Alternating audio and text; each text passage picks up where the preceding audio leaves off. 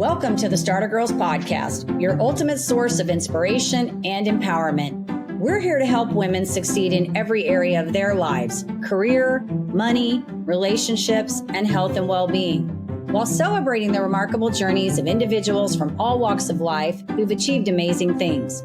Whether you're looking to supercharge your career, build financial independence, nurture meaningful relationships, or enhance your overall well-being, the Starter Girlz podcast is here to guide you. Join us as we explore the journeys of those who dare to dream big and achieve greatness. I'm your host, Jennifer Loehding, and welcome to this episode.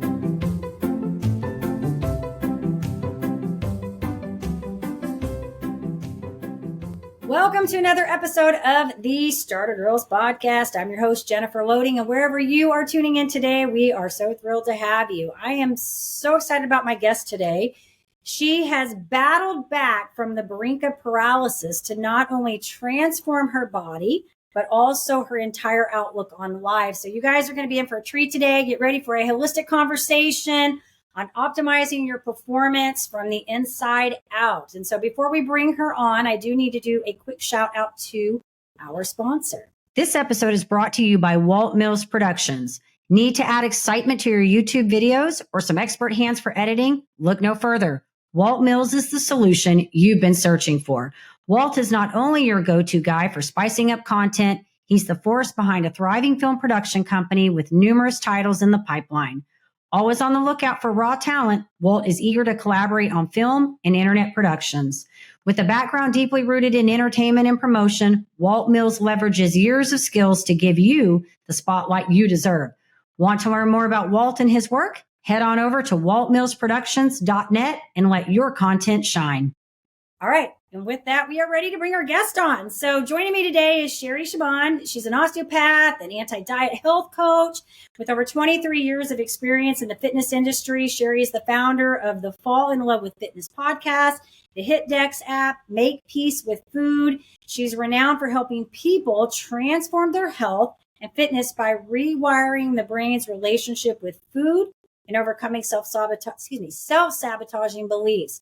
So Sherry, welcome to the show. I'm so excited to have you here today. Thank you, Jennifer. The pleasure's all mine. This can be great. So I really like the last sentence here about rewiring the brain's relationship with food and overcoming self-sabotaging beliefs, because I know you and I were able to chat before we got onto this episode a while back, and a lot of your work, even though it's more in the fitness and the food space, is very similar to a lot of the things that I talk about. And we kind of share a lot of, I think, similar views on this whole idea about rewiring the brain. So we're not doing these, what I like to call Band-Aid fixes, right? It's like we're trying to solve these problems. So I'm excited to chat with you. I think this is going to be an awesome conversation. And so I'm excited to have you here today. Thank you. Thank you. So I want to kind of start this off really quick. I want to talk a little bit about what got you to where we are here, because I think this is what really, I don't like to say that, hey, I love that these things happen, but I think these are the moments that actually really define us, right? And make us who we are and bring us to these points. So I want to talk about that. Tell us a little bit about how we got to where we are here. Yeah. And I love that you say that, because it's super interesting. From the outside, I think as health professionals, oftentimes we may be giving off a particular impression, but then once people really begin to learn our story, then that's where we can actually resonate with people. We can really connect with people. And every good story has a hero and a villain. And I'll be honest, for a very long time, I hesitated to share my story because I felt like such a phony. And, you mentioned earlier that I was near paralysis. And when I was opening my first CrossFit gym, this was back in 2012, that was when I had an emergency back surgery. And when I recovered from that, for the first year and a half of owning that gym, I wasn't able to coach a single class. I wasn't able to demonstrate a single squat. And in fact, I didn't even want anyone to know that I was a health coach, or that I was even a gym owner, or that I was even in this space. And so my story really started when I was in high school. Growing up, I was super athletic and I was into sports. I was that tomboy, always competing against the boys, always wanting to out-push up them, outrun them. And by the time I got to high school, I was doing all the varsity sports. I was MVP in almost everything that I actually pursued. And then by the time I was 16 years old, in boarding school, I went downtown one day with my roommate. We were going to buy Pearl Jam concert tickets. And that day I was struck by a car. And I ended up in the hospital. I went unconscious. And of course, back then they didn't diagnose concussions. And when I woke up, I had abrasions on my face and I was a little bit sore and rattled up. But by the time I went back to basketball practice, that's when things really started to go sour. I was feeling immense pain in my glute. It started radiating down my leg. And it got to the point where I couldn't stand on my own. I couldn't shower. I couldn't go for a walk. And that's when I went to go see a doctor. And I had learned that I had injured my spine. And so by the time I turned 17, I had my first back surgery and doctors said, Sherry, sorry, you can't play sports again. That's it for you. And all you can do moving forward is maybe some light walking on a treadmill.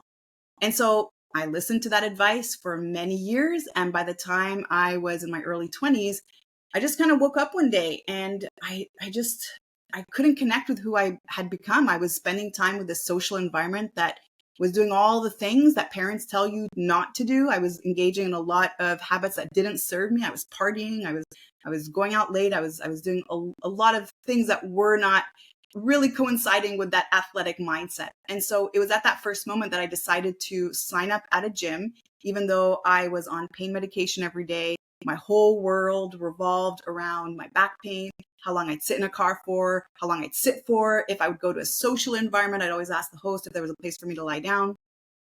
But I signed up at the gym and I just kept showing up. I had no idea what I was doing at that point.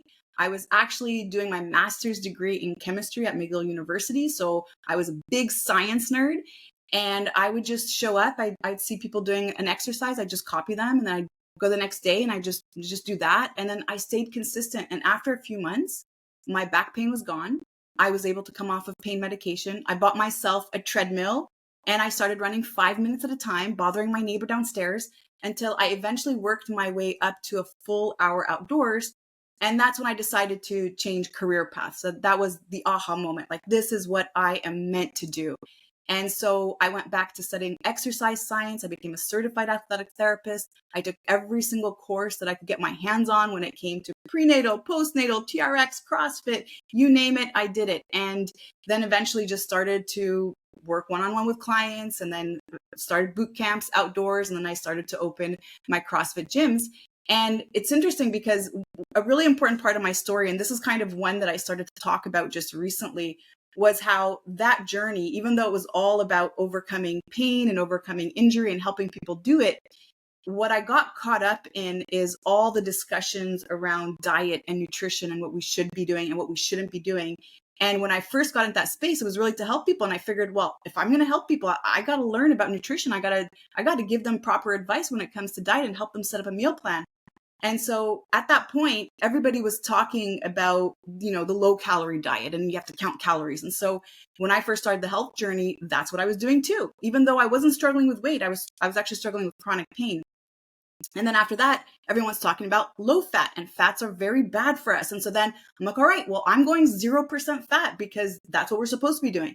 Then all of a sudden I heard about this dude Atkins who's now saying, well, fats are good and meat is good. And then vegetables and carbohydrates are bad. So I'm like, all right, well, that's the science. And of course, I'm a science nerd. So there's science backing up everything that I'm doing. Then when I started opening the CrossFit gyms, then I went into the paleo world and now we're supposed to eat like cavemen. So then I started eating like a caveman. Then that became the zone diet and then that became keto and then macros. And then I even eventually became vegan. And that's where I started actually having a disordered relationship with food. I started binge eating. I actually had never experienced this before. I had moments where I felt completely out of control around food. I'd be really good and eat super clean throughout the week. But then what I thought was a cheat meal ended up being a cheat session. And it just ended up going on and on and on. And so that's really where I started to get very curious around self-sabotage, around rewiring the brain, really understanding human behavior. Because if we take a few steps back and we look at the fitness world, the promise is always after 6 weeks, this is going to happen. And after 3 months, this is going to happen. And if you do this, then that's going to happen. But there's not a lot of conversation around what it does to behavior. And why is it that most people, after they do achieve those results, why is it that they actually go back to gaining all that weight back and most often more? Yep. And so it was this journey that really got me to learn about the nervous system and then use that to help people overcome the self-sabotage, including emotional eating and binge eating, and even just using recreational drugs or alcohol as coping mechanisms. Oh my goodness. Like, you're giving me chills because everything you're talking about, we have so many parallels. Yeah. It's like I taught aerobics for many, many years, and you're talking about these patterns where people come in. And I used to joke to my class how, like when the new members would come in January, I'd be like, give them 6 weeks. They're going to be right back to their old habits. Don't worry about it. You're going to have your spots back. But there are so many things here.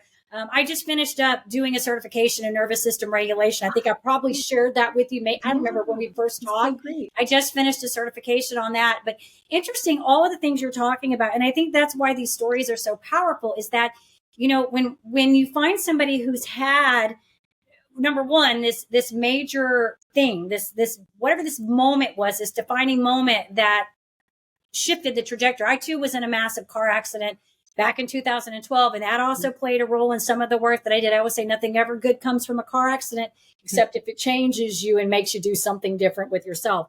But all of these things you're talking about, it's like you have these pivotal moments. And I think people who really take those pivotal moments and they look at this and go, how am I contributing to my own demise, my own problems that are going on? And when we can get honest and real about that, that's when we can come to what you're talking about, where we say, okay, now I'm looking at, why am I making the decisions that I'm making? What is motivating my behavior, my decisions? And I think this is where it gets so powerful. And so the whole time you're talking, I'm listening to your story, and I'm like, we have so many parallels in these things, like these things that have happened. It's just, we're kind of doing some similar work, but just a little bit different in ways. But the root of what we're doing is exactly the same, because all of the stuff I do is on how do I help people figure out why they're doing what they're doing? Like, how do we change the behavior, reduce some of the emotion that's tied to the behavior, which is a lot of nervous system stuff, right? So that you can make a different choice, whether it be food, money, relationships, career, all of the things, right? And the food thing you're talking about is so huge, because I've told this story how, and I may have shared this with you, when we were growing up, we sort of lived, I call it a feast or famine lifestyle. Like, we would have, we never did without, but we would have moments where we would have like a lot of money and we'd be living it, or all of a sudden my mom would be like, we don't have any money.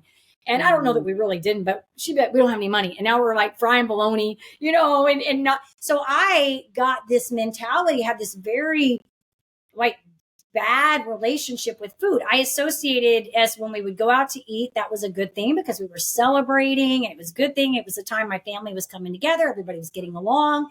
Right. And so I would get, for instance, when I was younger, I'm in my 50s now, so very different. I've worked through a lot of this garbage, but say in my 20s, I might have gotten like a thing of Oreos and I'd be like, I got to eat these Oreos. Like, I don't even know if subconsciously I understood why I felt I needed to eat those Oreos. But I know now that it was a scarcity mindset. In my mind, I was thinking, I'm never going to get them Oreos again. I got to eat them. Now I buy that stuff. I don't even buy Oreos, first of all. But let's say if I decided I wanted an Oreo, I'm like, I'm craving an Oreo, I just want one.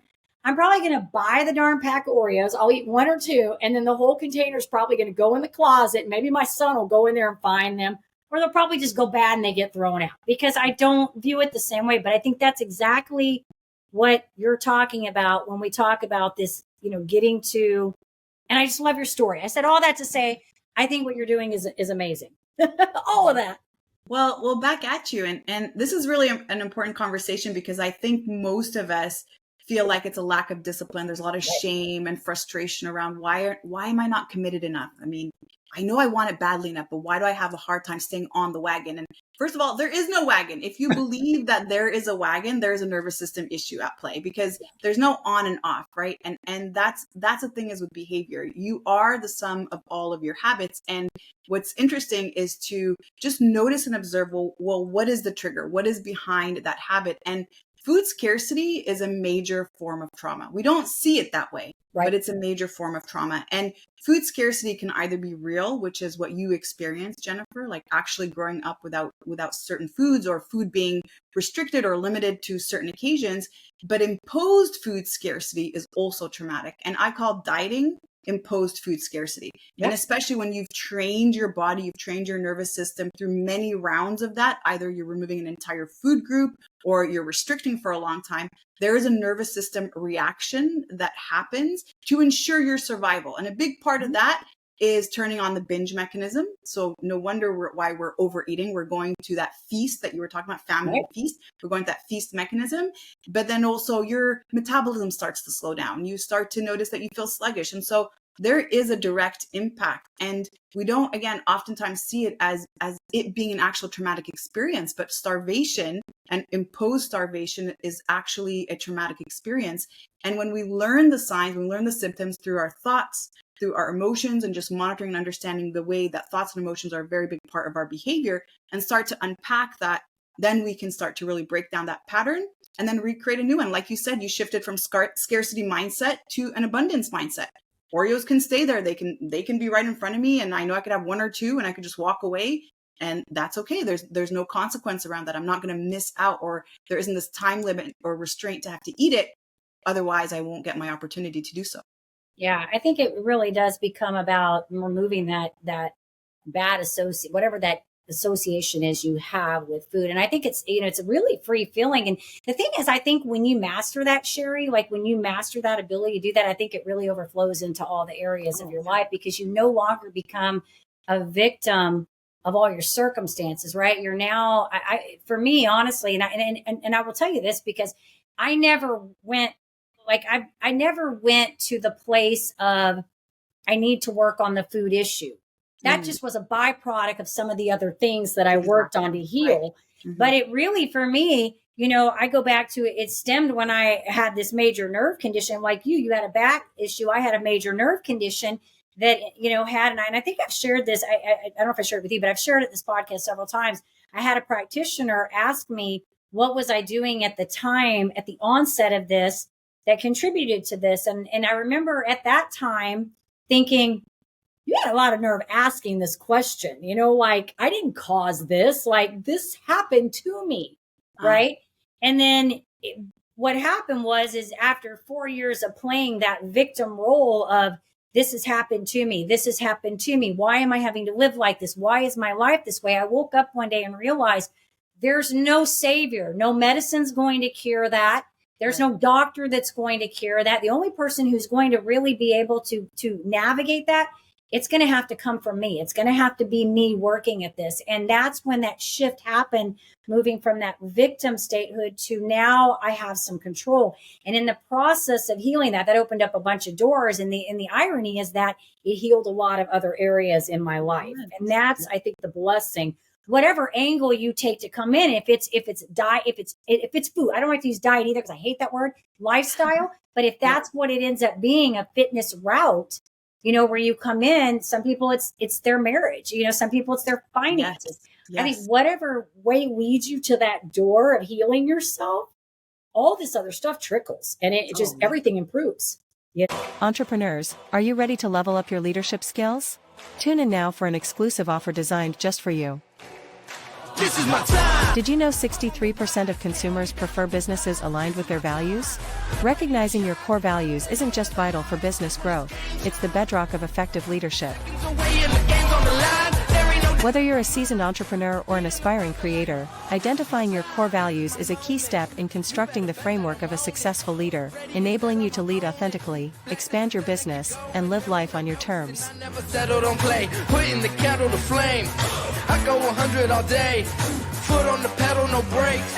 10, 9, paid all my dues, waited in line, 8, 7. Are you ready to access tools to kickstart your leadership journey? Unlock a treasure trove of insights and get your free resources at www.linktree/Jennifer Loehding. Take that crucial first step toward realizing your leadership aspirations and elevate your leadership game today. Ready to shine, No? Right. Yeah. And we're working on the food, and then also it's never about the food. Right.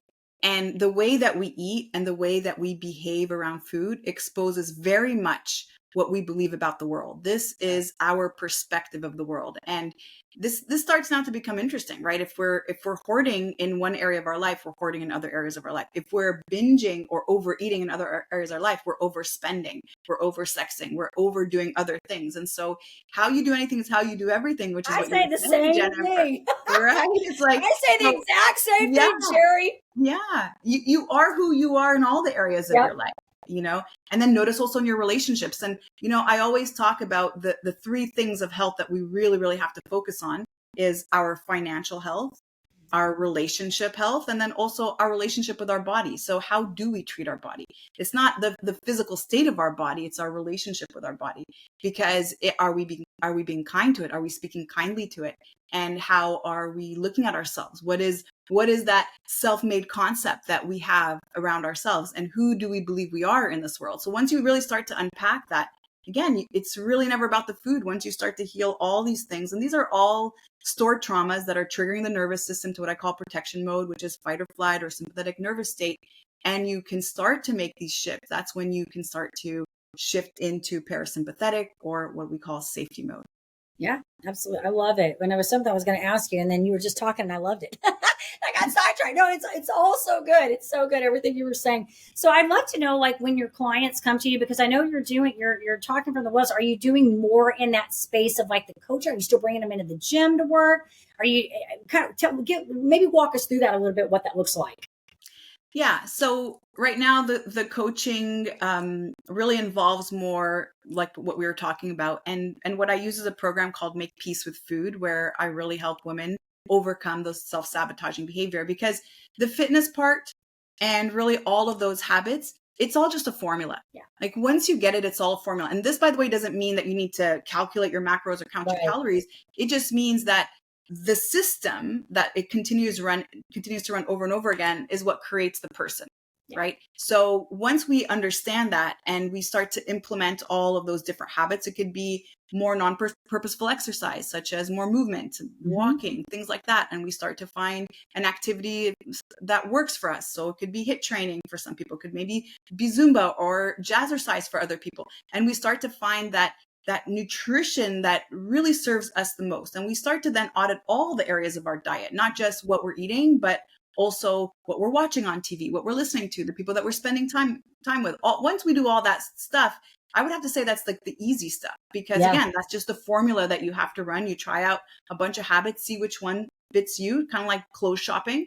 And the other stuff, though, that's where the work is. The healing part, that's where the work is. And and that's, you know, I've actually shifted the way that I work with clients in the last 25 years. And it used to be very physical. It used to be, it's all about movement and it's all about training and strength training and all these different reasons. And then again, once you start to understand that human behavior is the driving force behind all that either offers the success or maybe the fail. I'm not crazy about that word, but the lack of success, let's say, then really then the attention and focus has to be on human behavior. It just has to be understanding how the nervous system is at play. And so generally when somebody comes to see me, that's really what we focus on. We understand, okay, what areas of our lives are really contributing to that? Because if you are self-sabotaging with food, if you're using food to cope with whatever you're going through, what is it that you're going through that you're needing to cope with? And so it's generally relationships, it's generally financial stress, it's different areas of their life that we address and then heal those traumatic events that have happened. And I use hypnotherapy techniques to do that. And then after that, we start to habit stack. We do something called future self mapping, where you have that picture of the future self that you want to be. So for example, if let's say your goal is to release 30 pounds, we map out who is that person who's 30 pounds lighter. And then from there, we start to add the habits and then eventually move towards that person. Yeah, no, this is good. I was going to say something. I know what I was going to tell you earlier. So when you were talking about how you do one thing is how you do all things, I say the same exact thing. It's funny, I had a mentor that I was working with and he used to say that all the time. And so I sort of embodied that phrase, but I use that with clutter and procrastination a lot, because in our house, we have a lot of clutter. It drives me absolutely crazy, because clutter to me is just puts you in an out of control place, right? Like when you have clutter in one area, you probably have clutter in other areas of your life. And so I think, you know, like you said, how we do one thing is how we do all. And I wanted to mention that because you were talking about that. And that's what came to mind, because I say that in my house to my family all the time. How you do one thing is how you do all things. Yes. Get rid of the clutter, clean it up. So, Yes. this is all really good. I love it. And it's interesting because when I work with my clients, it's funny. A lot of times, because I do have the fitness background, I don't have, as in depth as what you've done, but I was an instructor and I've trained in certain things in the fitness. I'm also a former marathon runner. So I get the, understand the importance of exercise and all of that. It's funny. A lot of times when people come to me, that's one of the things that comes up is their embodiment habit. Obviously, they want to get exercise into the picture. Mm-hmm. And I always get back, I feel like, to the same thing because I didn't grow up doing that. So that wasn't an embodiment habit that I embraced from a very early age on. At some point, I think I just made a decision to add it in. And I think when I went through my health crisis, it became a form of survival. And so then it just became an embodiment habit. But a lot of times, and I'm sure you find this, and you kind of alluded to this, and you get in this conversation where they think they have to do like a certain exercise. It has to be a certain amount of time, so many days a week, and it has to be looking like this. And I always have to get into the conversation of, can we change the metrics on this? Can we alter this a little bit? Because you're trying to force yourself to do something you don't enjoy doing. So you're already resisting this to begin with, right? So now we have another negative association with it, right? We hate exercise, right? And so, so I try to get them to think from the perspective of, let's find something you enjoy doing. I don't know. Does that look like, I had a client one time join a kickball league, I had this same client was going to a video place and doing the dance revolution. And I said, well, start there. If you enjoy doing that, that is movement. Try that for a while, see how you feel, And so I think it gets back to, I'm sure your experiences, because I feel like this is a common thing that comes up in the conversation. And then I feel like, as we're working, we always have this sort of coming to Jesus moment where we realize that these embodiment habits, right? We have all these wrong parameters and metrics that we're putting on everything. And that's where it comes back to, we have to start changing the way we're looking at these things that we're doing and why we're doing them. Right. Yeah. So good. So good. And so well said. And, it's so true. And most of us, not just around our health, we're really living to try to maybe uphold the shoulds, right? Parents said I should be doing this, and society said I should be doing this, and diet culture said I should look like this, and I should be this size. And it's interesting that we never stop to just ask ourselves, whose voice is this? Whose voice is this? Is this me, or is this my mom, or is this my school teacher, or like who's influencing me in thinking that I should be doing this? And it's interesting. The other thing also that I tend to see a lot, and especially working with women, is a lot of limiting beliefs around age or around menopause or around mid-age or any of that. And again, where are we getting this information from? We never stop to challenge it. Well, who said this to me? And is that person doing the things that I'm trying to do? Mm-hmm. Right? And everybody will tell you that it's hard, and everybody will tell you that it's impossible, if that's also what they've experienced. Right. And so we don't challenge these beliefs, and then we don't try to support the opposite elsewhere. And that's what we have to do. The moment that you hear someone telling you that you can't do something or it's not possible, first, who is this person? Like, what is their perspective? Why do they have that perspective? And have I seen the opposite elsewhere? Because if we can see that there's proof elsewhere, so at 50, you can't lose weight, it's just so hard to lose weight. But if I start to follow people who are over 50, who are doing exactly what I want to do, I've now just completely changed my belief system. And if I feel like there's hope and it's possible, then I'm so committed to myself, because I'm going to follow that journey that others have done and who've proven that it is possible. Yeah, no, this is so good. And I think that's so important. To follow the people that you want to embody. I don't want to say you want to do everything they do, but if your goal is fitness, yes, find people that are in that space that are living the quality of life and the lifestyle that you want to embody. I agree with you on that.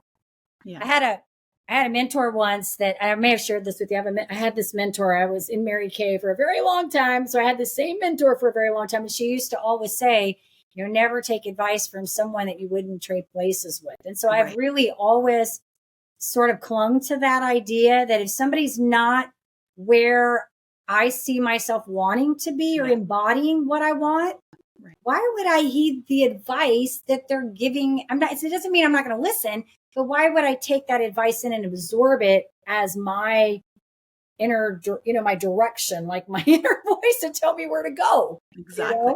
Yeah. Yeah, so well said. That's also one of my mottos. I never take advice from someone who's not doing what I'm trying to do or who hasn't already done it, because everyone's got an opinion and everyone, for whatever reason, has to share their opinion. And then, like you said, if you wouldn't trade places, then why accept that advice? Yeah, absolutely. Good stuff, Sherry. I think what you're doing is great. And I love, again, I'll say it again. I love that you're really getting into the why we're, I don't know how to put this, but the why we're doing what we're doing, because I think that's so important. We really want to make that sustainable change.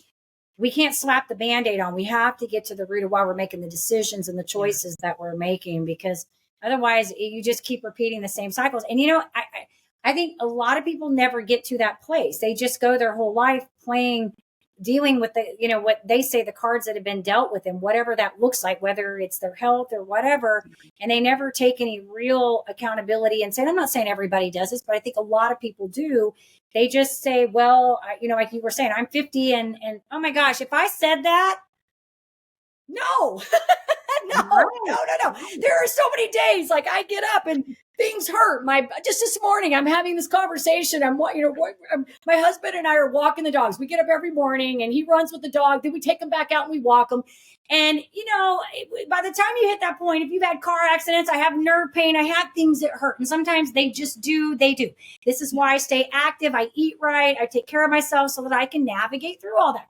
But we were having this conversation this morning and he's telling me about this book he's reading and I'm sure it was a great book, but the guy was talking about, this, I guess maybe this key to vitality is to set these bucket lists. And he's saying, well, yeah, like if you want to at 80 to be able to lift your grandkids up. And I'm thinking, okay, I'm in my 50s. I don't know what I'm going to be doing at 80. I don't hope I'm not picking up any grandkids, because that would make me wonder why my kids are having having babies that late in life. Right. But I want to be active, the whole thing was how do you think that far ahead? Right. It was just about being active. But I told him, I'm like, Ryan, dude, like everything hurts like all the time, every day. That's why I keep moving all the time so that things don't, like make me stay in a chair, not doing anything, And so I think, yeah, you've got to find the people that are doing what you want to do. And if you want to be like that, that's who you need to be following, not somebody who is sitting over on the sidelines sulking in their misery and living the life you don't want to live, because then you're just going to be miserable too. And that's no fun party. Right. Yeah. I love it, Sherry. You're awesome. You're awesome, Jennifer. Thank you. So I would like to know from your perspective, because I think I feel your passion in all of this. And I feel like this is one of my favorite questions. What is this for you? What do you love about this? What you get to do with your clients? I always feel like this is such a selfish question, right? And I bet you feel the same way, because the pleasure is really watching somebody transform, somebody really completely change their life. And I'll always say this, by the way, I am the guide. I am the person who holds space. I'm the person who gives the tools, and I always give full responsibility to the person who's making these changes. But what is this for me? It's service. It is meaning. It is my purpose in this world to really help people overcome suffering. And just the way that I was once upon a time told I would never do something again, it's my way of also showing people that everything is possible and fitness really is possible for everyone. You just have to find the root behind what the sabotage is, what is the block. And the moment that you uncover that, the sky's the limit. Yeah, I love that, Sherry. And I think too, it's, I don't know how you feel about this, but I think even from a larger perspective, if we pull it out even more, we all play a role in this planet, in some form or fashion. And I think, whenever we take the time to invest in ourselves, however you want to do that, I do think, the number one thing you can do is take care of your health and your body and take care of your mind. Those are the two things you can do. When you continually work to improve those two things, it gives you the capacity to help others. And I feel like it's an obligation that we have as participants on this, joy journey that we're all on.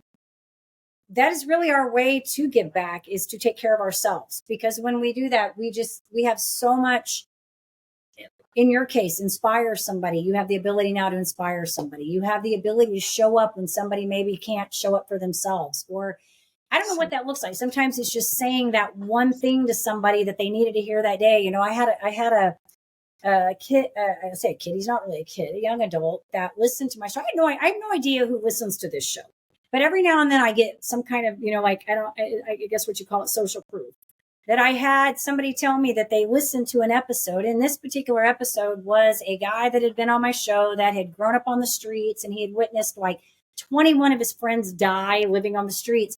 And then he was dropped off, I believe, at some like center, whatever. He completely turned his life around, and he lives here locally. And now he's a minister.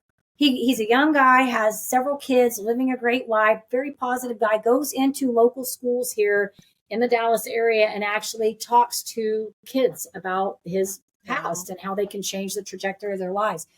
But I had another individual tell me that he heard that episode, and it helped him clean up some things in his own life. And I didn't know this because I had no idea that this person was even following the podcast. And so I think when we have stories like this, where you come in and you said, okay, I had a situation and now I changed the trajectory of my life and I'm using that now to help other people.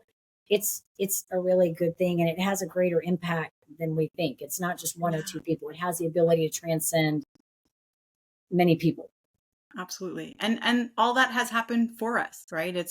And without that story, I don't believe you can be influential or impactful or really support and help people. I mean, if your life was really great and you never struggled through anything and you never had to overcome any adversities, how can you hold a pivot point for somebody else to actually be able to almost see themselves in you, see themselves in that struggle and believe that it's also possible for them, and for you to also get their pain, for you also to resonate with what that even feels like. And so it's very powerful, and I'm very grateful, even though I still struggle with back issues every now and then. I'm so grateful for it because now I have that place of reference that people can actually connect with.